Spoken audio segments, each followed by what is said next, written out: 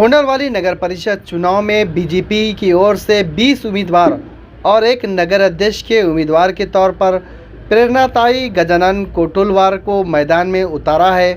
इस सिलसिले में महाराष्ट्र के प्रमुख मंत्री अशोकराव चव्हाण और प्रेरणाताई गजानन कोटुलवार ने एक जलसे के दौरान क्या कहा, देखिए। आणि आमच्या प्रेरणाताई खऱ्या अर्थाने नावच प्रेरणा आहे। कोंडलवाडीला प्रेरणेतून काम करण्यासाठी प्रत्येकाला प्रोत्साहित करणे इतपत ताकद त्यांच्यामध्ये आहे, याबद्दल माझ्या मनामध्ये शंका नाही आहे। सुशिक्षित आहेत, दूरदृष्टी आहे आणि सगळ्यात महत्त्वाचं म्हणजे आज मी येत असताना दोन गोष्टीची मला आठवण आज मनामध्ये कायम आहे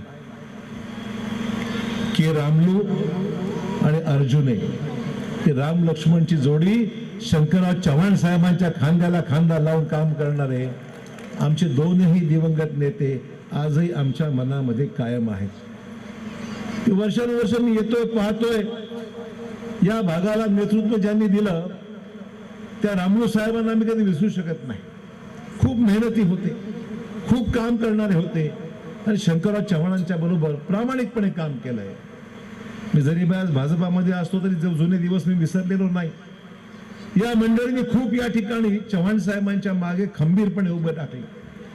अर्जुने साहेब सुद्धा या सगळ्या परिसरामध्ये खूप काम करणारे आमचे सहकारी होते आणि म्हणून मला मुद्दाम या सगळ्यांच्या आठवणी कायम आहे आणि म्हणून कोंडलवाडी मध्ये आल्यानंतर मी माझ्या घरी आलोय असं मी म्हटलं तर चुकीचं ठरणार नाही। मतदार बंधू भगिनींनो आणि अहोरात्र मेहनत करणाऱ्या भाजपच्या सर्व कार्यकर्त्यांना मी माझा सर्वप्रथम नमस्कार करते। कैलासवासी के रामलू साहेबांचे नाव आल्यानंतर सर्वांना त्यांची आठवण येते। त्यांच्याबद्दल वेगळं असं काही बोलायला नाहीये। मी त्यांची नातसून या नात्याने आपल्या समोर त्यांचे स्वप्न घेऊन, त्यांची जे स्वप्न अपूर्ण राहिलेले आहे ते स्वप्न पूर्ण करण्यासाठी आपल्या समोर उभी आहे। सर, आपल्या इथे गावामध्ये जास्त अशा काही मोठ्या समस्या नाही आहेत आणि काही जास्त मागणी नाही आहे। सर्वांना फक्त स्वच्छ शहर, सुंदर शहर हवंय। सर्वांना नाली, पाणी, आरोग्य हे एवढ्या त्यांच्या मूलभूत गरजा आहेत। जास्त असं काही नको यांना, पण ते सुद्धा त्यांना त्यांच्यापर्यंत पोहोचलेलं नाही आहे मागच्या काही काळांमध्ये। आणि माझा जास्त वेळ मी तुमचा घेणार नाही, एवढंच सांगेन की विरोधकांना माझं एकच सांगणं आहे, एक महिला काय करू शकते, एक महिला काय करू शकते हे हा येणारा काळच सांगेल। येत्या 3 तारखेनंतर कळेल की एक महिला काय करू शकते। देखिए, पूरे महाराष्ट्र में माहौल भाजपा के पक्ष में है और कई जगह पर भाजपा की पूरी काउंसिल बिन विरोध चुनकर आई है। 2-4 नगर अध्यक्ष भी अनपोज चुनकर आए हैं और नांदेड़ जिले में भी बड़े पैमाने पर भाजपा को समर्थन प्राप्त हो रहा है। मुझे पूरी उम्मीद है जिस तरीके से कोंडलवाड़ी का माहौल हमें सुनाई देता है, आज मैं खुद देखने के लिए यहाँ पर आया था और मुझे महसूस हुआ कि लोगों में उत्साह है और भाजपा को चुन के देने के लिए लोगों की मानसिकता बन चुकी है। सर, राष्ट्रवादी कांग्रेस पार्टी की तरफ से बताया जा रहा है कि हमने लाड़की बहन योजना चालू करी और हमारे पास देखिए, और भाजपा को उस पर खास करके टारगेट किया। देखिए, मंत्रिमंडल का प्रमुख राज्य का मुख्यमंत्री रहता है और कोई भी फैसला मुख्यमंत्री के इजाजत के बगैर होता नहीं है। तो ये झूठ प्रचार करने मतलब नहीं है। पूरा एडमिनिस्ट्रेशन की कंट्रोल राज्य का प्रमुख है, वो मुख्यमंत्री का होता है। तो इसलिए कोई भले कुछ भी कहता हो, अल्टीमेटली फैसला तो चीफ मिनिस्टर इस राज्य का होता है। He is the boss of the state. Natural दूसरा कोई कहता हो उसमें कोई मतलब नहीं है। लोग जानते हैं कि फैसला जो होता है वो देश का, राज्य का मुख्यमंत्री करता है।